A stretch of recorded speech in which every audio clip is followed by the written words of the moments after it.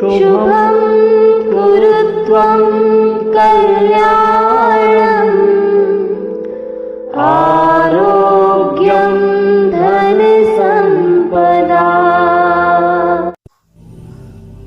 नमस्कार दोस्तों, शून्य से शिखर तक ज्योतिष परिचर्चा के इस वीडियो में मैं राजेश कुमार पुरी आप सभी का हार्दिक अभिनंदन करता हूं। ज्योतिष शास्त्र को पढ़ते हुए हम लोग पिछले वीडियो में उत्तरा फाल्गुनी नक्षत्र को विस्तारित रूप से जान चुके हैं। आज हम जो विषय ले रहे हैं वह है राशि का, और राशि में हम आज पांचवी राशि यानी कि सिंह राशि का विस्तारित रूप से अध्ययन करेंगे। इससे पूर्व हम कर्क राशि तक अध्ययन कर चुके हैं और नक्षत्रों में जैसा कि मैंने बताया कि उत्तरा फाल्गुनी नक्षत्र हमने विस्तारित रूप से जान लिया है। क्योंकि उत्तरा फाल्गुनी नक्षत्र का जो प्रथम चरण है वह सिंह राशि का अंतिम चरण होता है, यानी कि हमने सिंह राशि के अंतर्गत आने वाले तीनों नक्षत्रों को, मघा, पूर्व फाल्गुनी और उत्तरा फाल्गुनी, तीनों नक्षत्रों को पूर्ण रूप से पढ़ लिया है। तो यहां हम सिंह राशि को जानने की कोशिश करते हैं। इससे पूर्व इस श्रृंखला के सभी वीडियोस आप आई बटन में क्लिक करके देख सकते हैं और सभी वीडियोस को आप क्रमवार देखें ताकि आपका तारतम्य टूटे नहीं। साथ ही साथ मैं आपसे कहना चाहूंगा हमेशा की तरह कि यदि आपने चैनल सब्सक्राइब नहीं किया है तो चैनल को सब्सक्राइब करके बेल आइकॉन का बटन दबा दें ताकि आने वाले वीडियोस आपको समय से प्राप्त हो सके। और यह ज्ञानवर्धक वीडियोस, यकीन जानिए, ज्योतिष शास्त्र में इतनी गहनता से, इतनी गहराई से आपको कोई नहीं बताता है जितनी गहराई से मैं आपको बताने जा रहा हूं। आज का पाठ प्रारंभ करते हैं। आज का पाठ है पाठ संख्या 42। जैसा कि मैंने आपको बताया, हम सिंह राशि को पढ़ने जा रहे हैं। सिंह राशि का स्वामी सूर्य है। हम इसके वर्ण, लिंग, दिशा, गण, गुण, इन सभी को जान लेते हैं। तो जैसा कि मैंने आपको बताया कि सिंह राशि का स्वामी सूर्य है। यह ब्रह्मांड में 120 डिग्री से लेकर 150 डिग्री तक विस्तारित होता है, यानी कि सिंह राशि का जो विस्तारीकरण है वह 120 डिग्री से लेकर 150 डिग्री तक ब्रह्मांड के अंदर। इसका वर्ण क्षत्रिय का माना गया है और लिंग पुरुष है, यानी कि यह पुल्लिंग राशि है और इससे आप समझ सकते हैं कि राशि क्रूर है। दिशा पूर्व निर्धारित की हुई है। अगर गुण की बात करें तो इसके अंतर्गत आने वाले नक्षत्र रजोगुणी है, लेकिन यह सतोगुणी मानी जाती है। अगर तत्व की बात करें तो जैसा कि स्वामी सूर्य है तो यहां अग्नि तत्व की बात की जा सकती है। अग्नि तत्व इस राशि का है और यहां जो अग्नि है वो बहुत ही पवित्र और ऊर्जा वाली अग्नि की बात हो रही है। जैसा कि आप देख सकते हैं, जब मंगल की बात होती है, मेष राशि के मंगल की बात होती है, तो वहां पर भी अग्नि की बात होती है, लेकिन वहां अग्नि एक प्रकार से क्रिएटेड है और वो अग्नि जो कि ऊर्जा उसके अंदर क्रोध वाली हो सकती है। लेकिन यहां जब हम अग्नि की बात करते हैं तो यहां पवित्र ऊर्जा की बात होती है, पवित्र अग्नि की बात होती है, पवित्र ताप की बात होती है। अगर इस राशि की प्रकृति की बात करें तो पित्त प्रकृति की राशि है। यह स्थिर स्वभाव की राशि है, यानी कि इसमें जन्मे हुए जातक, या यूं कह लीजिए कि अधिकतर जातक स्थिर स्वभाव के होते हैं, अड़िग स्वभाव के भी कह सकते हैं। और अगर हम इसके चिन्ह की बात करें, यानी प्रतीक चिन्ह, तो इसे सिंह, शेर का चिन्ह प्राप्त है। अब आप शेर से भी समझ सकते हैं कि यह जातक घुमक्कड़ प्रवृत्ति के होंगे, साहसी होंगे, भयभीत ना होने वाले होंगे। इसके अंतर्गत आने वाले नक्षत्र मघा, उसके चारों चरण, पूर्व फाल्गुनी चारों चरण और उत्तरा फाल्गुनी का प्रथम चरण। तो यहां मघा नक्षत्र का जो प्रतीक चिन्ह है वो सिंहासन है।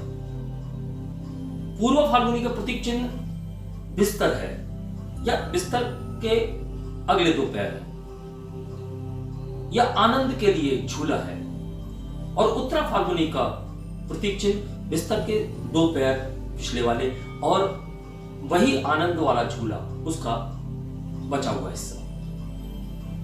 तो चूंकि नक्षत्रों से अगर हम देखें तो सिंहासन यानी पावर, शक्ति, प्रतिष्ठा, मान, यश, कीर्ति, इन सब की बात होती है। अगर हम बिस्तर की बात करें, हम दोनों नक्षत्रों की बात करेंगे, पूर्व फाल्गुनी और उत्तरा फाल्गुनी, चूंकि दोनों एक दूसरे के पूरक है। तो अगर हम बिस्तर की बात करें तो बिस्तर की बात से आप आराम की बात समझ सकते हैं, आनंद की बात समझ सकते हैं। तो पूरी राशि के नक्षत्रों को अगर हम आकलित करें तो यहां पावर, प्रतिष्ठा, मान, सम्मान, इन सभी की बात हो सकती है। इस राशि के अंतर्गत आप देख सकते हैं कि रॉयल्टी होती है, रीगेलिटी होती है, शक्ति की बात होती है, स्थिर स्वभाव होता है। अब चूंकि कालपुरुषी कुंडली में यह राशि पंचम स्थान पे पाई जाती है, तो पंचम स्थान के गुण इस राशि के जातकों में समाहित हो जाएंगे। तो पंचम से क्या क्या मिलता है? पूर्व जन्म के कर्मों का फल मिलता है। हम पंचम से कुछ पुरातनवादिता की भी बात कर सकते हैं, वंशवाद की भी बात कर सकते हैं, क्योंकि संतान की बात पंचम से होती है। हम यहां पुण्य कर्मों की भी बात कर सकते हैं। तो इस राशि में जन्मे हुए जातक पुरातनवादी हो सकते हैं, वंश परंपरा को मानने वाले हो सकते हैं, सोच पुरानी हो सकती है। चूंकि सिंह शेर, तो शेर राजा है जंगल का, तो इन जातकों में भी आदेश देने का गुण जन्मजात रूप से देखा जा सकता है। अगर प्रेम की बात करें तो यह जातक एक अड़ियल किस्म के प्रेमी होते हैं, यानी कि इन्होंने जिससे प्रेम कर लिया उसके बाद इन्हें और कुछ नहीं दिखाई देता। यह अपने व्यक्तिगत जीवन में किसी का भी हस्तक्षेप पसंद नहीं करते और ना ही अपने वैवाहिक जीवन में अपने पार्टनर के लिए किसी का हस्तक्षेप पसंद करते हैं। इनके अंदर निर्णय लेने की क्षमता बहुत ही अच्छी होती है और उस निर्णय में भी यह किसी का हस्तक्षेप पसंद नहीं करते हैं। सिंह के समान नेतृत्व क्षमता होती है, यह नेतृत्व करने वाले होते हैं और इन जातकों के जीवन में जो कार्य होते हैं, या यूं कह सकते हैं कि यह जो कार्य करते हैं, जो कार्य स्टार्ट करते हैं, जो कार्य शुरू करते हैं, जो कार्य प्रारंभ करते हैं, उसके अंदर तुरंत धन प्राप्त होता है। यानी कि इनके द्वारा किए गए कार्यों में धन की प्राप्ति तुरंत होती है। इस राशि के जातक सामाजिक मार्गदर्शक होते हैं, साथ ही साथ यह स्वयं पर विश्वास करने वाले होते हैं, यानी इनमें आत्मविश्वास कूट कूट के भरा होता है। हार ना मानने वाली प्रवृत्ति होती है और यह किसी के अधीन रहना पसंद नहीं करते, बल्कि औरों को अपने अधीन करने की कोशिश करते हैं। यानी कि यह इस प्रकार के जातक हैं जो यह चाहते हैं कि उनका प्रभुत्व सभी के ऊपर रहे और सभी उनके आदेश का पालन करें। शत्रुओं का विनाश करने वाले होते हैं, शत्रुओं का समूल नाश करने वाले यह जातक होते हैं। पहली बात तो यह शत्रुता जल्दी करते नहीं, लेकिन यदि इनको उकसा दिया जाए, इनको परेशान कर दिया जाए, तो यह इरिटेट हो जाते हैं, परेशान हो जाते हैं और फिर शत्रुता पूरी ईमानदारी के साथ निभाते हैं। ईमानदारी के साथ निभाने का मतलब यही है कि यह शत्रु का समूल नाश करने वाले होते हैं। हाँ, अगर हम नकारात्मक पहलू की बात करें तो कुछ जातकों में अहंकार की मात्रा अधिक हो सकती है। पद और प्रतिष्ठा के कारण, धन के कारण, ज्ञान के कारण यहां अहंकार देखा जा सकता है। अब अगर इन जातकों की ऊर्जा की बात करें तो चूंकि सूर्य की ऊर्जा है, सूर्य की अग्नि वाली ऊर्जा है, तो यहां जो ऊर्जा मिलेगी वह क्रिएटिविटी वाली ऊर्जा होगी, यानी कि रचनात्मक ऊर्जा की बात कर सकते हैं। साथ ही साथ यह जातक इस ऊर्जा का भरपूर प्रयोग करने वाले लोग हैं। अगर हम सकारात्मक पहलू की बात करें तो यह जातक इस ऊर्जा का प्रयोग ध्यान में, स्वयं को बदलने में, स्वयं के उत्थान में और दूसरों के उत्थान में कर सकते हैं, क्योंकि यह ऊर्जा ही इस प्रकार की है। जब इनका मानसिक स्तर ऊंचा होने लगता है, जाहिर है कि जब ध्यान करेंगे और ध्यान में डूबेंगे तो मानसिक स्तर एक अच्छे स्तर पर आएगा। वहां यह दूसरों की भलाई में भी उस ऊर्जा का भरपूर प्रयोग करेंगे। अगर हम इनके नेचर की बात करें, चूंकि डोमिनेटिंग नेचर है, शेर की तरह, यह कभी भी हार नहीं मानते हैं। यह जातक स्वयं के कर्मों पर और स्वयं के भाग्य पर पूरा विश्वास रखते हैं। इन जातकों का स्वभाव कुछ इस प्रकार का होता है, सोच कुछ इस प्रकार की होती है कि यह जीवन एक रंगमंच है और यह उसके ऊपर एक रोल निभा रहे हैं और उस रोल में ईश्वर के द्वारा प्रदत्त जो कार्य है वह कार्य इन्हें करने हैं और वह रोल इनका निर्धारित है पर्टिकुलर समय तक के लिए। तो यहां हम इन जातकों को इस प्रकार भी समझ सकते हैं। अब चूंकि पूरी राशि के अंदर नक्षत्रों की ऊर्जा केतु की भी है, शुक्र की भी है और स्वयं सूर्य की है। फिर जैसा कि उत्तरा फाल्गुनी नक्षत्र की हमने बात की, उत्तरा फाल्गुनी नक्षत्र प्रथम चरण सिंह राशि में है, बाकी तीनों चरण कन्या राशि में है, तो बुध की ऊर्जा को भी यहां पर परिलक्षित होते हुए देखा जा सकता है। तो हम धन की बात बुध से ही करते हैं, कामनाओं की बात हम शुक्र से करते हैं, तो शुक्र कामनाओं का कारक है, ज्ञान की, अध्यात्म की, इन सब की बात हम केतु से करते हैं, सूर्य से करते हैं। और जब केतु का यह नक्षत्र मघा सिंह राशि के अंतर्गत है, तो सूर्य की ऊर्जा 5 गुनी बढ़ती है।